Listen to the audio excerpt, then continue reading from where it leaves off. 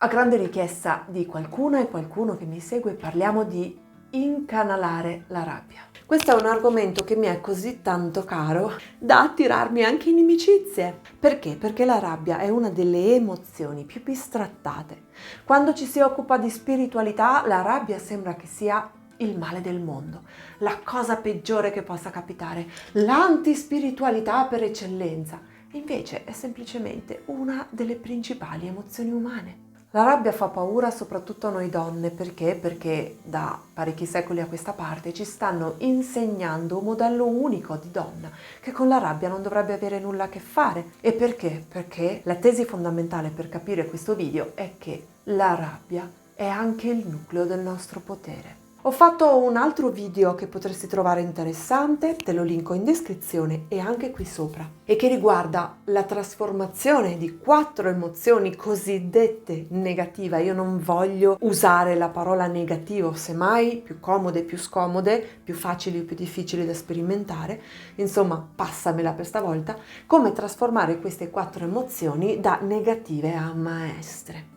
La rabbia è una di queste 4. Adesso ci faccio un video monografico. Hai visto il film Inside Out?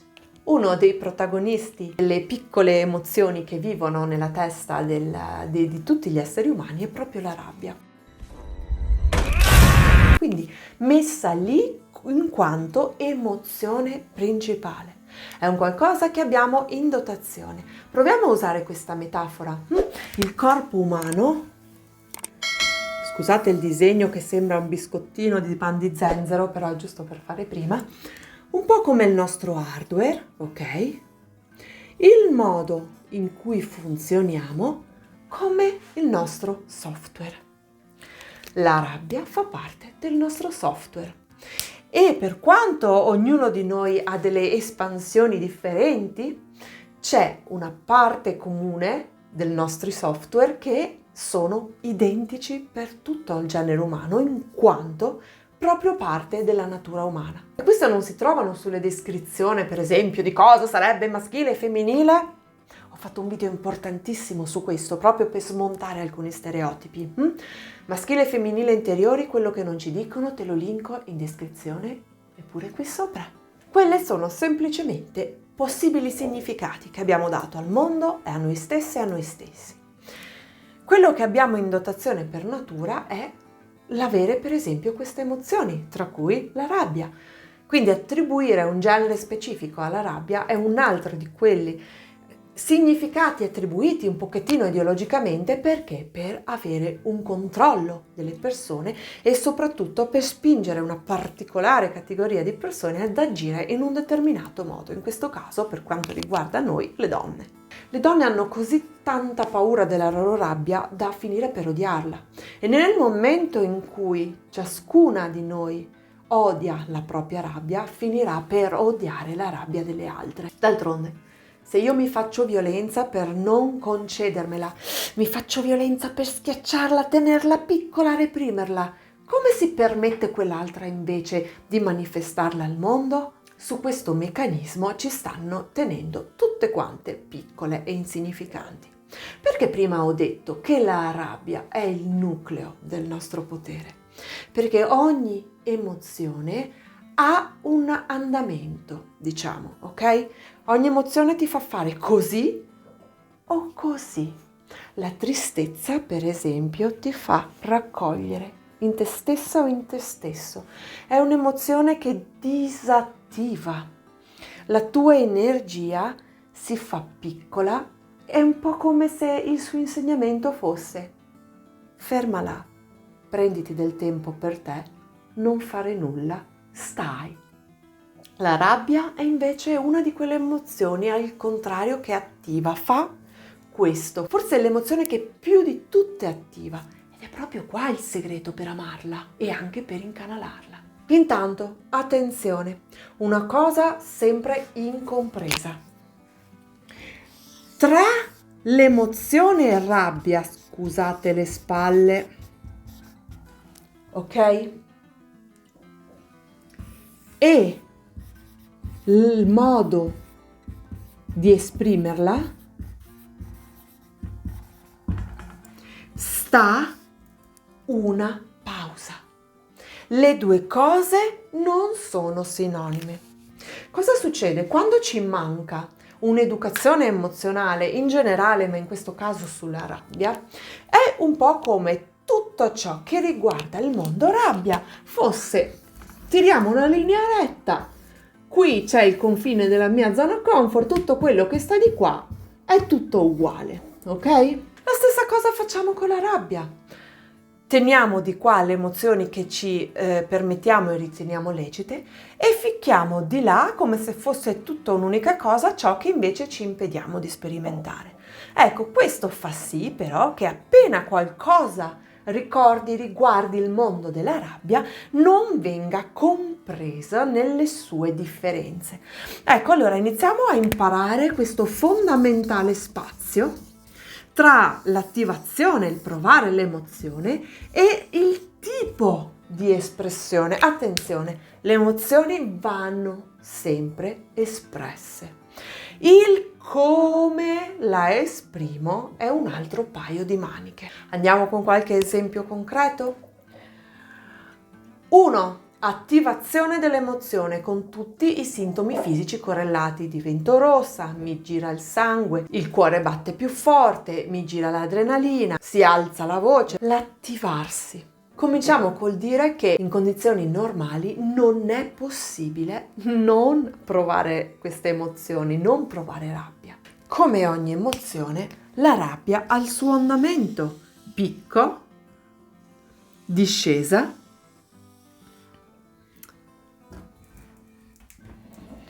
e esaurimento. Il picco delle emozioni non va censurato, cosa che si fa moltissimo non solo con la rabbia, anche con la tristezza. Si vorrebbe annullare le cose scomode e invece no, scomode o non scomode fanno tutte parte del nostro software e per stare bene devono potersi muovere, ok? Come posso aiutare questa emozione ad andare verso l'esaurimento del suo picco? Riconoscendola. Questo vale su me stessa, per le mie stesse emozioni, e sia in quelle degli altri.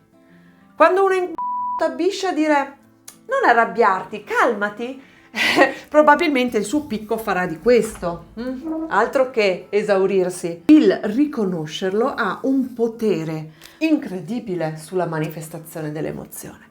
Quindi la provo, la sperimento, la esprimo. Noi dovremmo essere esseri di empatia, lo stiamo dimenticando proprio grazie anche a questi tipi di educazione che allontanano dall'intelligenza emozionale. L'espressione della rabbia può essere di vari tipi: l'alzare la voce, lo sfogo, comunque tutta una manifestazione di sintomi che vanno in questa direzione di espansione, ok?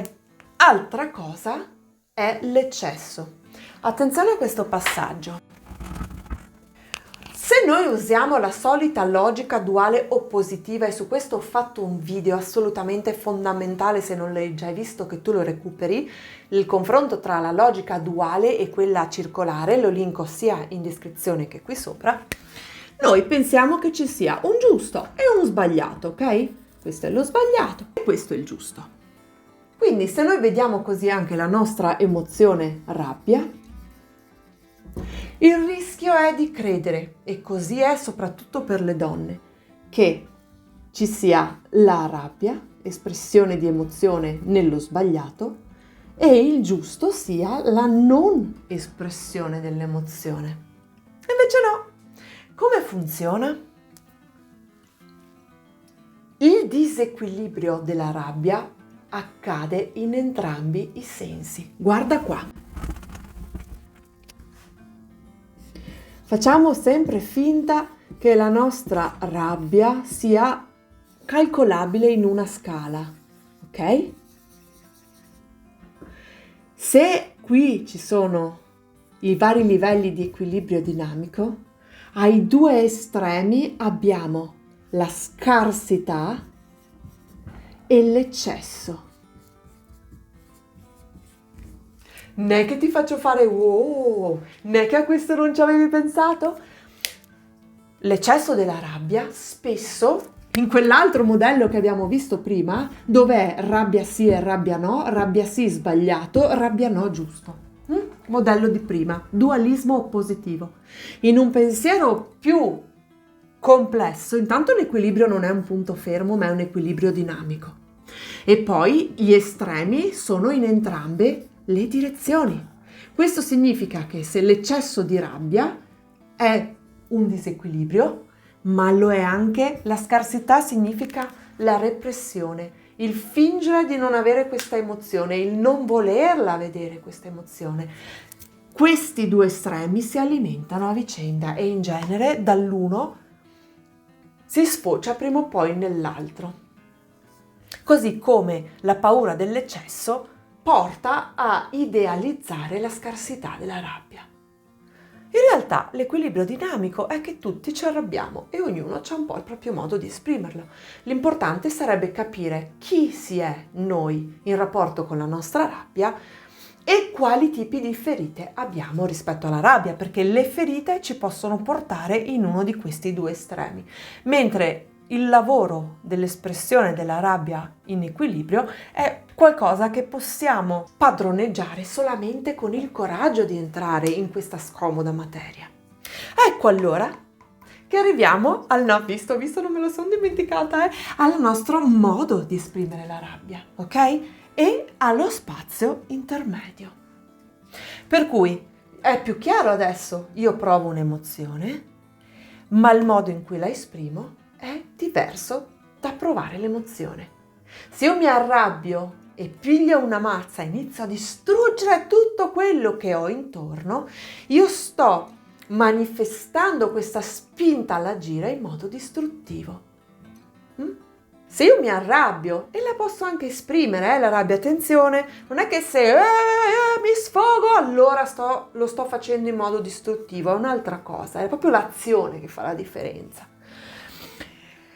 Se io invece mi permetto l'emozione, quindi punto primo, o ce la permettiamo o ciccia, la riconosco, capisco questa cosa, la legittimo, allora quando il picco della mia rabbia inizia a essere superato, io tutta questa energia la posso mettere per trasformare, costruire. Cos'è che non si capisce?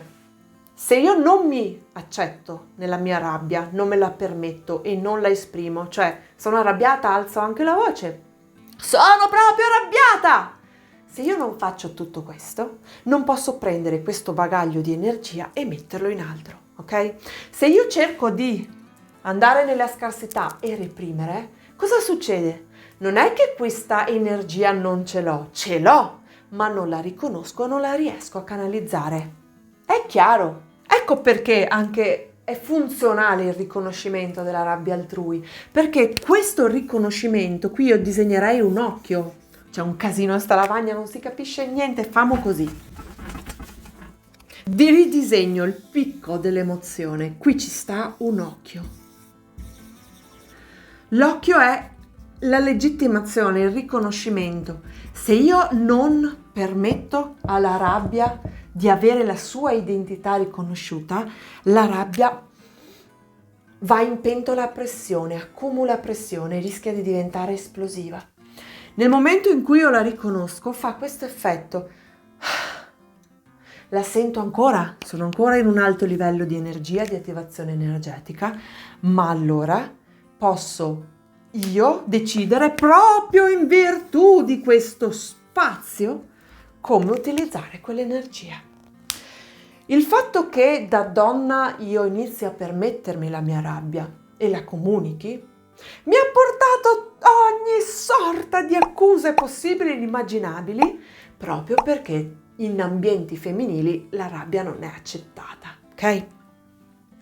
Se io adesso sono qui è perché mi arrabbio e me lo concedo.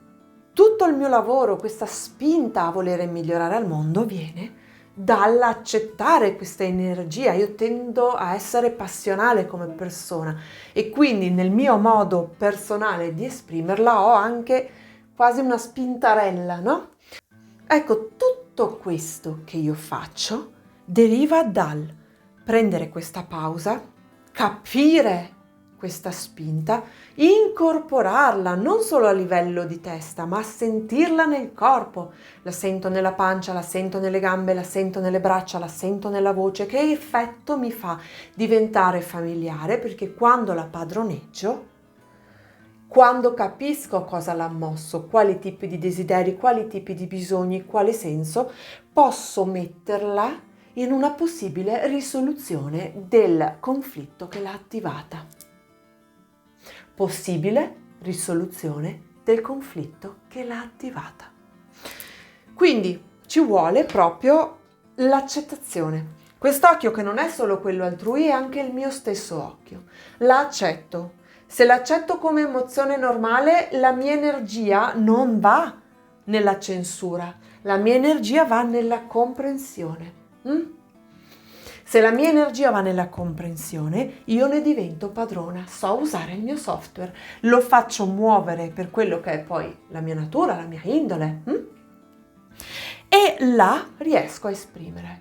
Un'altra differenza che le persone spesso non capiscono è quella tra l'emozione e la cristallizzazione di emozioni mai risolte. La rabbia, quando è in movimento, si risolve. Quando incanalata, ancora meglio. Quando invece qua ci ficchiamo una diga, non si arriva mai al riconoscimento. Questa diga è diversa per ciascuna e ciascuno di noi. Non si arriva mai alla visibilità, non ce la si permette, oppure si ha un esubero di stimoli che la portano, bisogni non ascoltati, violenze, abusi, anche traumi. Il rischio è che tutto ciò si cristallizzi, non riesce a trovare una via, è troppo e la personalità della persona diventa, per i traumi, per la storia di vita, rabbiosa, irosa, e questa è un'altra cosa. Trovo molto scorretto che ci siano persone che vendano la risoluzione di traumi che provocano anche rabbia attraverso dei canali e delle pratiche spirituali che non hanno il tempo di andare in profondità e poi anche di reintegrare i pezzi che si muovono.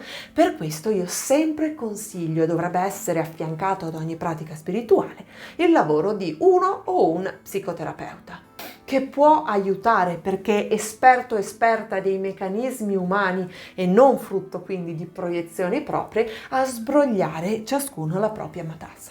Per tutte le altre e tutti gli altri, il nostro cammino di spiritualità radicata, a proposito, ti sei iscritto alla mia newsletter? La trovi in descrizione, e parlerò sia di teosofia che di spiritualità radicata.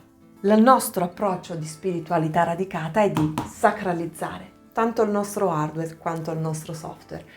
Fammi sapere nei commenti se questo video ti è stato utile e se ci sono altri argomenti che ti piacerebbe che trattassi da questo punto di vista. Io ti ringrazio, spero di trovarti iscritta o iscritto qui sul mio canale, ricordandoti che puoi trovarmi anche su Facebook e su Instagram. Ti aspetto. Ciao, al prossimo video.